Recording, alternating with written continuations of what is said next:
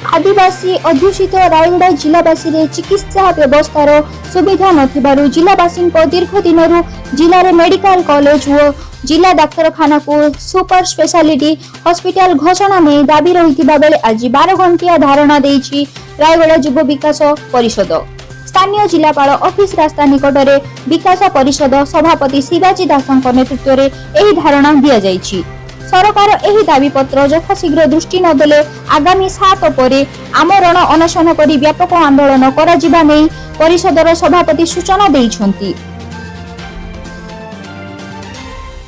शिवाजी दास जिला गठन हवार 28 वर्ष बीती जाइतले मध्य सामान्य चिकित्सार सुविधा जो मौलिक सुविधा आज पर्यंत जिलार जनसाधारण पाई पार नांती, जहाँ फल गरीब लोक पड़ोसी आंध्र को न जाई पारनु सामान्य रोग मरुंच एवं बहु बड़ बड़ कठा कर सरकार रखिंट भित्तिभूमि रखिंट किंतु मेडिकल रे कौन प्रकार चिकित्सा व्यवस्था नहीं।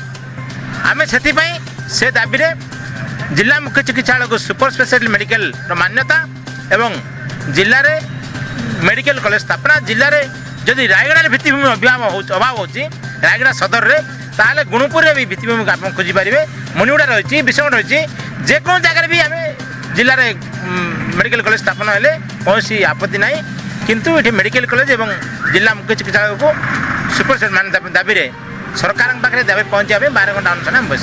आगामी दिन जदि सरकार जदि न मानती आगामी 1 सप्ताह पर आम बाध्य 72 घंटिया अनाहार अनशन करा जिवो।